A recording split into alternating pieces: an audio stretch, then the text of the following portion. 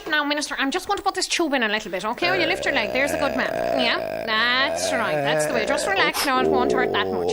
That's right. Very good for you. You have to clear yourself out now. You know. Yeah, there you go. It's Barry, isn't it? Yeah, it is. You're not from Rakid, are you? Please, no, I'm not now. Just lie still, will you? I'll have to get Dr. Tom in, and he's very rough now. You know. I'll never take that old Indian food again. That's right. Chicken vindaloo. Look, they'll all want me out in Kuwait now. They're very anxious to have me there leading the peace process. They've been begging me to attend all of them. CBS, ABC, CNN, NBC, and that young lad Tom Bracco, of course, wanted an exclusive interview, but I've had to say no because you see, and let's be clear about this. There's one place my duty calls me next week. And that's to London, even if I have to get there by helicopter or government jet. And though I hate the fuss that causes, as you know, but I must make sure that those poor Birmingham lads get their names cleared. There we go. Now here it comes. That's right. I have no doubts whatsoever that after all my years of tireless personal campaigning for them, I couldn't let them down now. And I know them, so well at this stage. They've been friends of mine for a long time. Johnny Walker and Power, Paddy and Jemison and young Bushmills, the whole lot of them. Still all our friends and staunch companions. And do you mind me asking, Minister, what was it you had? It was the Vindaloo, really, and the old nan bread was a bit off, and a bottle of red wine. I was struck looking down at last week's preliminary hearing on the news. The sheer weight of emotional feeling and the cameras that were there. I counted at least a dozen TV crews, hundreds of photographers, and it's going to be hard for these lads to adjust. And I'll be there to help them through a great deal of trauma and pressure, speak up for them at the countless interviews they'll have to do, shield them from the prying photographers, guide them through the tension of a late or is it Kenny live. If I'd been with my old pal, great lad when he spoke to Pat Kenny on the radio the other day, I think I'd have helped him present himself better. And I see it as my duty as a sacred trust as Minister. No, that's not to be on hand. Just a minute.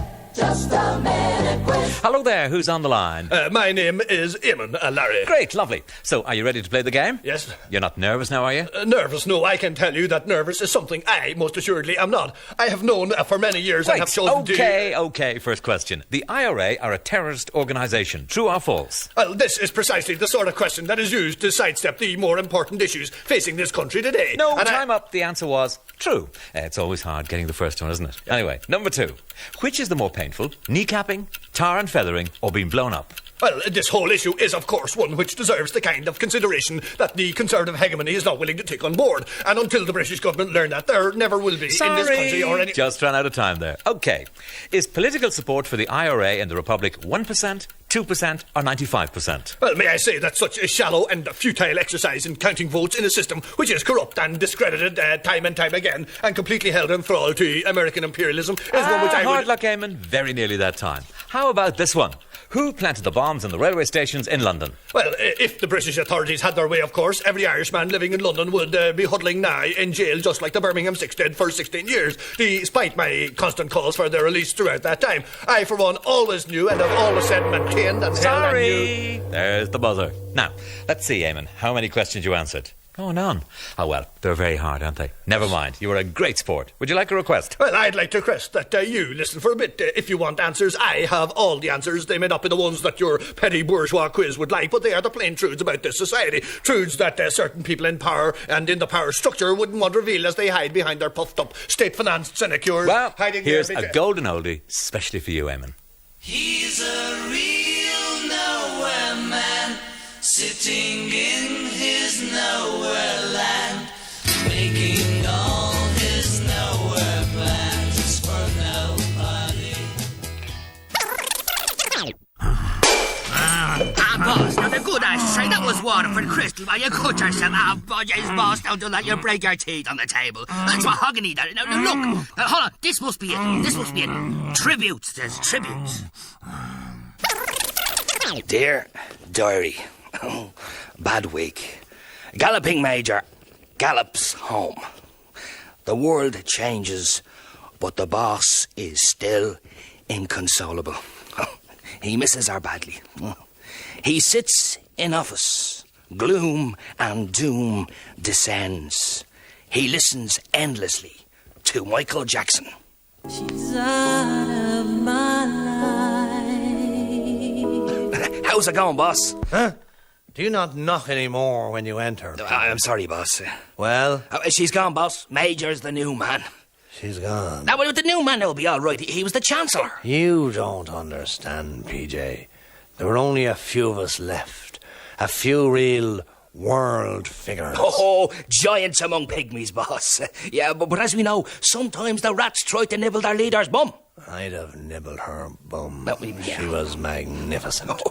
A doughty fighter, spirited, and never say die. She never knew when to lie down. Oh, but you be the man now to have helped her out in that. For God's sake, PJ, you're getting more chauvinistic than Flynn. Oh, I'm sorry, boss. It was like being with history. It was, yeah. I walked tall in her presence. She made me feel big as the Eiffel Tower that week in Paris. Now, boss, don't be upsetting yourself. You've only the one change with you. You'll destroy yourself. Wonderful. Wake up, Maggie, I think I got something to say to you. Wake up, Maggie. The party's over. Yes, indeedy. It's your favourite TD DJ on FGFM, morning, noon and night. Of course, we have our own no number one now, on Fine Gael. Johnny Baby. We have a no broom, and we're going to sweep clean. Sweep Fianna Fáil out of power. We are the party. Johnny said it. The party of Ireland and the party of Europe. We're the party of Africa and the party of Afghanistan. We are the world. We are the people. It's all going to be different under Johnny Baby. Of course, he didn't get there on his own, Certain people had to help him to the throne. I'm naming no names. Modesty forbids yours truly from claiming his due share of the credit. But I think we have a new star. I know we have a new star. We have made a new star, haven't we, Johnny? We made you. You heard his press conference this week. Fine Gael are the people. First we're going to end the war in the Gulf. Then we're going to find a cure for cancer, change the road signs to Polish, and raise the ambient temperature by 10 degrees centigrade. We'll be looking at Articles 2 and 3, Articles 3 and 4. We're looking at all sorts of articles, newspaper articles, articles of clothing, definite and indefinite articles. Johnny hasn't ruled in coalition. He hasn't ruled it out. That's what we want, clear leadership. We're attacking the centre, taking the right, recapturing the left. He will be organising the parliamentary party, the non-parliamentary party. We'll not only be organising parties, we'll be throwing them. There's so much talent in our party. John will be giving an opportunity to those in the back benches to sit on the front benches. Not mine, I hope, Johnny Baby. You wouldn't want to vex someone as senior as myself, Johnny, or we might call you Al.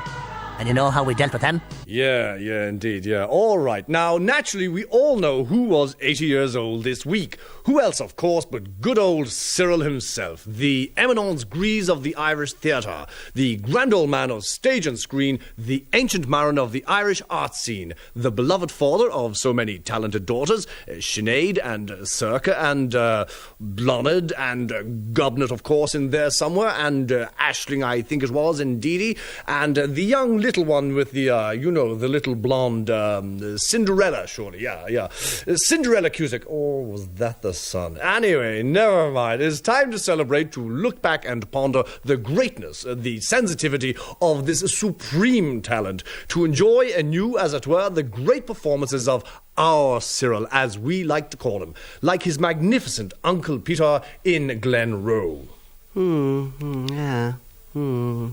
It was so moving, wasn't it? Yeah, a timeless quality, a sort of knowing innocence.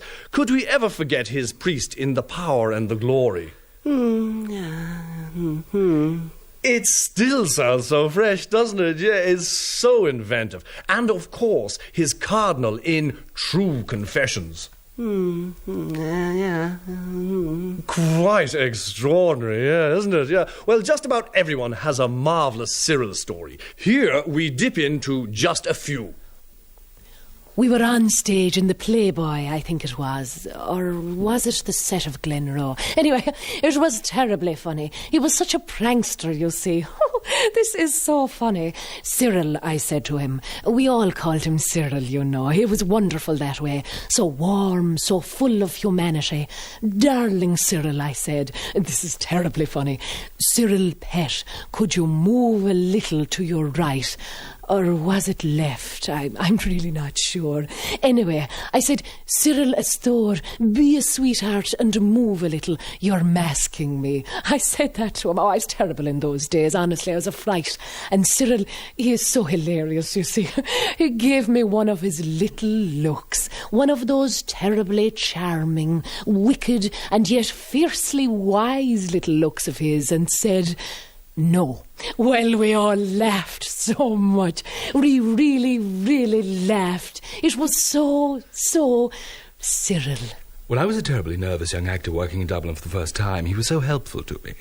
He was always offering me little tidbits of advice like, move over there out of my way. You see, that was the extraordinary humanity of Cyril. Another time I remember having some difficulty with a long speech I had to deliver to Cyril, and he would... You see, this is the brilliance of the man. He would pretend not to be listening to me. You see, he's terribly clever, you see.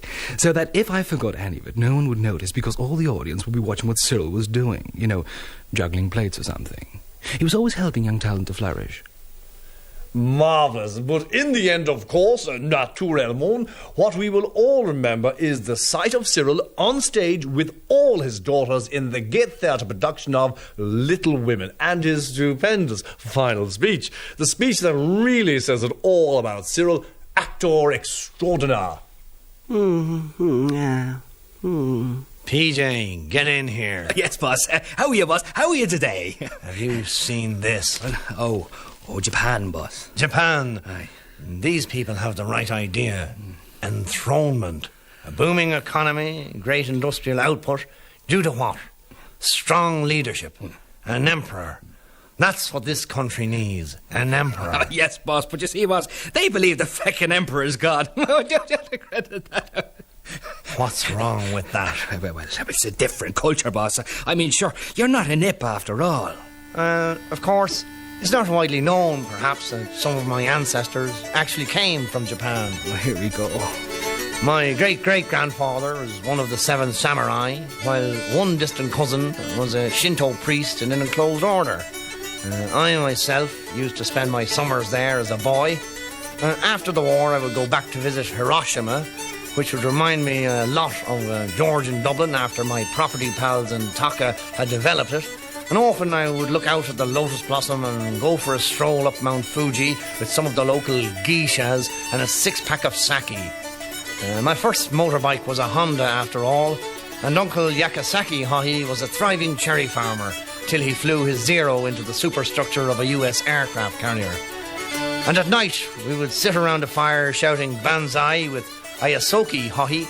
He was on my mother's side, and we would tear into the rice wine and he would practice a bit of sumo on me, which of course was a very rewarding experience. He used to give me a few yen to let him. He died a bachelor too, of course, you know, and I miss the cherry blossom falling lightly on my Toyota and the soft music of the Sony. Nippon, my Nippon. This is Kahalo Hyoki for 88 FM. Japan, Mara. Do you know what any decent, self-respecting Japanese officer would do when he failed his emperor? Yes, boss. Hari-kari, Mara. Where's the tape? Hold on, boss, hold on. Now, there's something at the bottom. Now, it has no label. And by the look of it, it's old. Give that to me. 21 years old, perhaps? Could be, boss, could be. Put it on, Mara. Right. Automatic. Of course. Well, listen, thank you, Mr. High. And I think Payas here will back me up on this one. The people on the falls will always be grateful. Thank you very much. Thank you. Don't worry about anything. Okay, what's that? Oh, hey, tell me, what about Mr. O'Malley? Don't worry about him. We'll get you as much humanitarian aid as you want. Right, After all, it's not widely known that many of my people are from Derry. In fact, and of course, nationalism is